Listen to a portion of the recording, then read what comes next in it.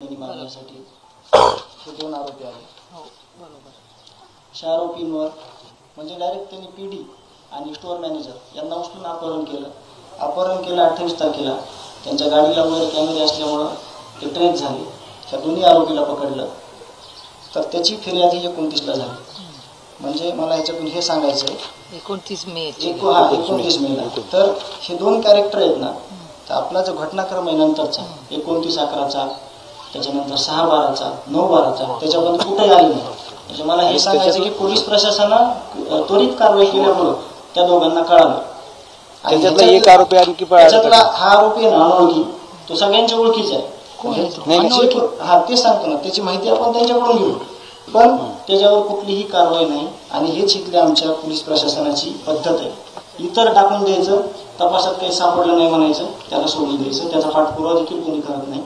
तर मला सांगायचं होतं की हे पहिला FIR आहे की जिथल्या तिथं कारवाई केल्यामुळे हे कॅरेक्टर पुढे कुठल्याही याच्यामध्ये आले नाही. त्याच्यानंतर 6 तारखेला ज्यावेळेस खंडणी मागण्यासाठी हे लोक आले 6/12ला, त्याच्या अगोदरचा पण एक FIR आहे 29/11चा. तोच 29च्या तारखेत आला. नाही हा तसं ही सिक्वेन्स अशी आहे.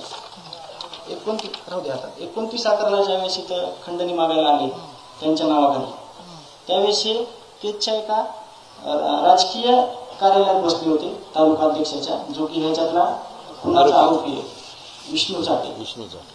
तर 29/11ला हा जो टायमिंग आहे ना, त्या टायमिंग मध्ये हे महाशय त्याची एक रजिस्ट्री होती. ही ह्या धमकीचा जो टायमिंग आहे आणि इथल्या रजिस्ट्रीचा टायमिंग आहे तो सेम आहे. हा टायमिंग हा. तर ही दुसरी घटना इथली, त्याच्यावर पण कुठलीच कारवाई त्यावेळेस झाली नाही. ही केस संतोष अण्णाचा खून झाल्यावर पोलिसांना कळलं की करायला पाहिजे. त्यावेळेस देखील हे लोक तिथे गेले, बसले, त्यांची कुठलीही तक्रार घेतली नाही. कारण का वरून फोन आला एकदा, तक्रार घेऊ नका. तर इथं कुणी जरी आलं, किती जरी मुर्दे पडले, तर इथलं पोलीस स्टेशन तिथली कोणाची केस घेत नव्हतं. ही वास्तविकता आहे. ही बाप्पांना माहिती आहे, ही सगळ्या आमच्या पंचक्रोशीत माहिती आहे, सगळ्यांना माहिती आहे. तुम्हाला त्याचे पण काही पुरावे आहेत माझ्याकडं की अण्णांचा खून झाला, पण हाफमटर इतक्या प्रकारचे झालेले आहेत. डायरेक्ट लेकरा बाळात बसलेल्या बापाला उचलून नेऊन मारलेले आहेत. ते लोक समोर येत नाहीत काही, भीतात ते लोक. आज जरी कुठे गेले लोक, तर त्यांना वाटतं आपल्या भाऊंकडून कुणी येऊन आपल्याला मारतं का काय. तर हे झालं 29 तारखेचं, जो की FIR याचा कधी झाला, घटना झाली 29ला आणि FIR झाला 11/12ला खुनाच्या नंतर. ज्यावेळेस त्यावेळेस बाप्पा तिथं बसले, तिथून त्यांचा मेल पडल्यानंतर ही सुद्धा FIR झाला नाही, तर हा सुद्धा FIR होत नव्हता. त्याच्यानंतर 6 तारखेला ज्यावेळेस ही घटना घडली, आरोपी परत आले, वॉचमॅनला मारहाण केली. वॉचमॅनला मारहाण केल्यानंतर एक गावचा प्रमुख म्हणून तिथून फोन आला की असे भांडण चालले. त्यावेळेस भावाला देखील मारलं. गावाले भरपूर होते. त्या दिवशी महापरिनिर्वाण दिन होता. त्या दिवशी मग गावातले काही लोक आले. शनी सरपंचाला हात म्हणजे मारलं, शनी त्यांना मारलं. पण ती भांडणं अशी होती की सोडासोडीची. मी स्वतः, तुम्ही इन्क्वायरी करा, PSI शिंदे साहेबांना बोलून घेतलं की मसा चौकच्या स्टोअरला असे भांडणं चालले, त्या जे कोणी आहेत त्यांना घेऊन जा. आणि आम्ही त्यांना अंगाला हातही नाही लावता. दोघा भावांनी हे सगळे लोक त्यांना बाबासाहेबांची शपथ खाऊन थांबवले आणि ह्या आरोपीला सोडलं. त्या आरोपीच्या गाडीमध्ये, जी की खुनाला गाडी होती, त्याच्यात सगळे हत्यार होते. तरी देखील ती गाडी सकाळी 7ला इकडे चक्रा मारती मसाजोगला. हे आरोपी संध्याकाळी 11:30 वाजता जामीन होती यांची, टेबल जामीन. आणि तो जामीन करणारा बालाजी तांदळे, जो की CID ऑफिसला, जो रजाया पुरवतो ह्यांना पांघरायला, आरोपीला पाण्याच्या बिस्लऱ्या पुरवतो, हे इथपर्यंत ह्या घटनाक्रम झालेला आहे या 29 तारखेचा. त्याच्यानंतर अॅट्रॉसिटी 12 तारखेला झाली.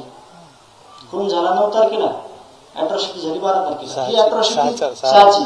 ही जर अॅट्रॉसिटी 6च्या 6ला जर झाली असती, तर ह्या जे क्रूरकर्मी लोक आहेत हे कमीत कमी 15-20 दिवस मध्ये असते. ह्यांना कळलं असतं प्रशासन काय, शासन काय, कायदा काय, गुन्हा केल्यावर काय होतं. हे बिलकुल झालेलं नाही. आणि मग त्याच्यानंतरची स्टोरी अशी की ज्यावेळेस माझ्या भावाचा मृत्यू झाला, त्यानंतर मिसिंगची केस 3.5 घंट्याने यांनी, आमची गडबडीत बाहेर होतो, आम्ही तर सही करायला मध्ये बोलून सही घेतली, इथपर्यंत झालं. त्याच्यानंतर घटना घडली 7 पर्यंत.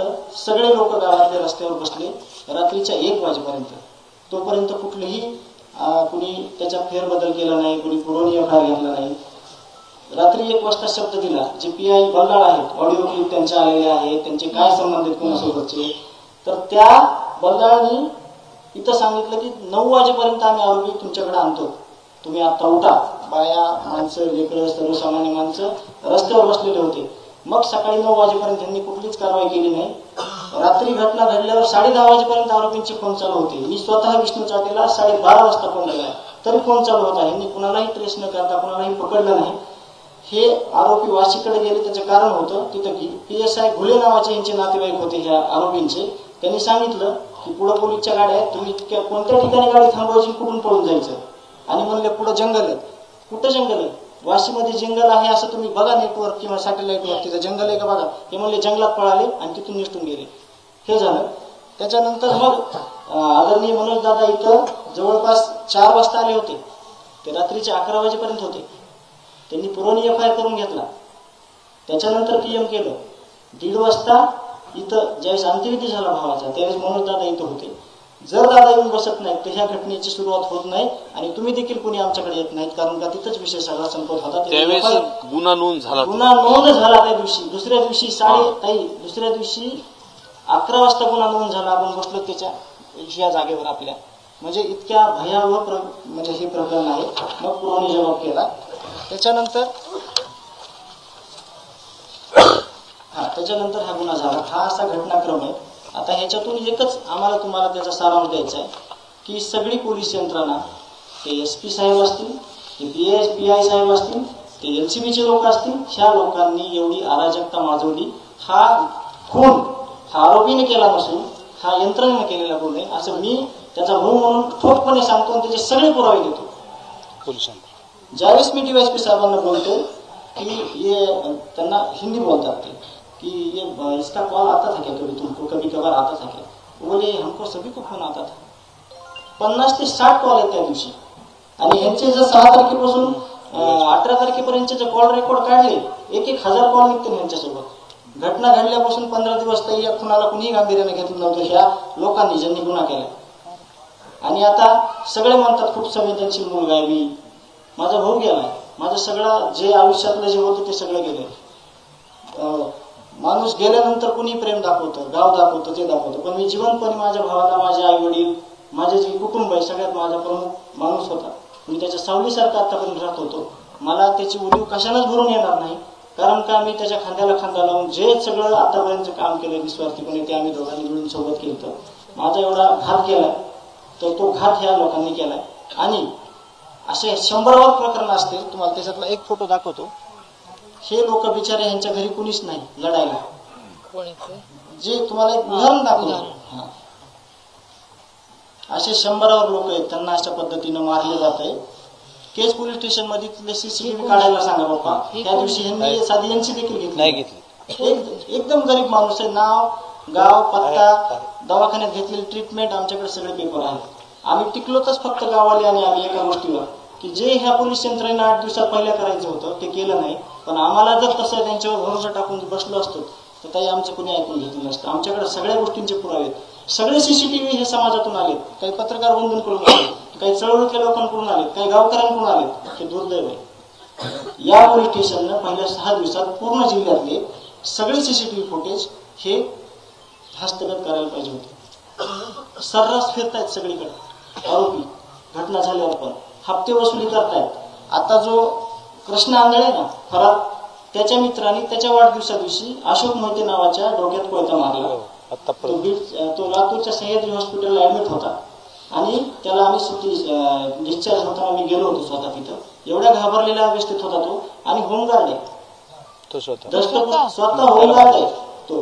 म्हणजे ह्या घटना अगोदर पण घडत होत्या आणि पुढे सुद्धा ह्या घटना अशा घडतात की लोक जे आहेत ना, आरोपीची सुनावणी असेल ना तरी त्याचं मनोबल वाढवण्यासाठी येत आहेत आणि आम्हाला दाखवतायत की म्हणजे आम्ही त्यांचं समर्थन करतोय. आम्हाला कुठेतरी भीतीयुक्त वातावरणात आम्हाला भीती वाटावं. पण मी स्वतः, माझं कुटुंब आणि गाव आम्ही कधी घाबरणार नाही. आम्ही कुठल्याही स्टेजला जाऊ, आम्ही कुठेही न्यायाच्या भूमिकेत आम्ही कधी बी कुठेही उतरायला तयार. गावकरी सोबत आहेत. यापेक्षा सगळे समाज, तुम्ही सगळे लोकप्रतिनिधी सगळ्या गोष्टी बाजूला ठेवून आमच्या सोबत आहेत. आम्ही ह्या ज्या गोष्टी सांगितल्यात ह्या त्रिकालाबाधित सत्य आणि ह्याचे आमच्याकडे पेपर आहेत आणि ज्या काही अनऑफिशियल गोष्टी आहेत त्याचे काही पुरावे नाहीत त्या गोष्टी सुद्धा आमच्याकडे आहेत. त्या तुमच्याकडे न मांडण्याचं कारण की जर कोणी सिद्ध करा म्हणलं जर कोणी म्हणलं तर ते आमच्याकडे नाही म्हणून आम्ही तुम्हाला त्याचे फक्त फोटो दाखवले. खूप आहेत अशा फाईल खूप झाल्यात ह्याच्या. जेवढी डॉक्युमेंटरी तपास यंत्रणेकडे नसेल तेवढी आमच्या मसुदेवाल्यांनी तयार केलेली आहे. हेच काम त्यांचं होतं, त्यांनी आतापर्यंत केलेलं नाही. आणि आमची प्रामाणिक भावना आहे जे या गाड्यामध्ये सगळे येत आहेत आम्हाला फक्त न्याय पाहिजे. आम्हाला न्याय व्यतिरिक्त काहीच नाही पाहिजे. आमच्याकडे आमच्या गावाची पार्श्वभूमी अशी आहे हे तुम्हाला सांगितलं. हे गावचं प्रमाणपत्र आहे मागच्या 2 वर्षात भेटलेलं. हे जे आरोपी आहेत सगळे हे आरोपीचे जेवढे गुन्हे आहेत त्याच्या 10% पण गुन्हे आमच्या गावाचे नाहीत. आणि ते गुन्हे कोणते आहेत किरकोळ शेतीचा वाद कुठंतरी ह्याचा वाद पण ते असे गंभीर गुन्हे नाहीत. हे 2 फरक आहेत. एवढं गाव चांगलं ह्या जे आरोपी आहेत ना असं सांगायचं म्हणजे ही गावची पार्श्वभूमी आहे. असं आमच्या गावचा इतिहास आहे आणि असं गुन्हागोविंदानं गाव चालणार त्याचे इतके भयानक पद्धतीनं संपवलं आम्ही आमच्याकडं कधीही आम्ही ह्याची उणीव भरून काढू शकत नसते. हे सगळं तुमच्याकडे येतं.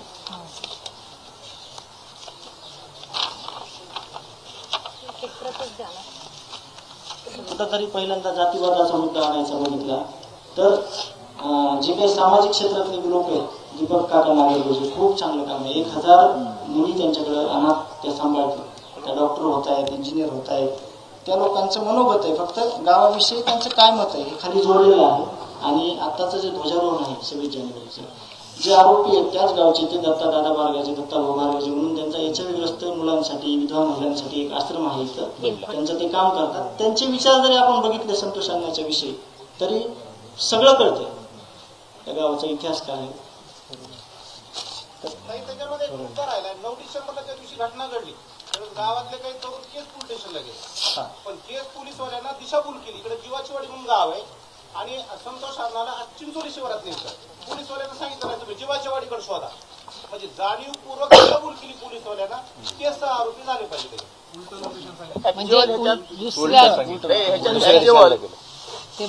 प्रशांत महाजन आणि पीएसआय राजेश पाटील खरे आरोपी तेच आहेत. राजेश पाटील आणि पीएसआय राजेश पाटील आणि पीआय प्रशांत महाजन हे खरे आरोपी तेच आहेत. त्यांनाच हे सगळ्या जे आरोपीचे त्यांचे सगळं संगनमत होतं. त्यांना डिटेल माहिती होतं की संतोष देशमुखला कुठं नेलंय काय केलंय काय सगळं डिटेल. राजेश पाटलाला सस्पेंड केलंय आणि प्रशांत महाजनची हेडक्वार्टरला बुलेट लावून पोलीस स्टेशन समोर उभा राहतो असा आहे कोण 3 दिवसाखाली मला भेटला होता रोजच केसमध्ये.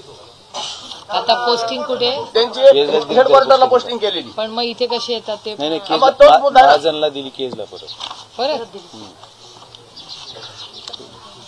कोणची काय ती यंत्रणा आम्हाला पोलीस स्टेशन नसलं तर आम्ही आमचे संरक्षण करू. अरे असं कसं म्हणजे असं होत असेल तर खूप गरीब लोक आहेत परत कसं पाठवलं याला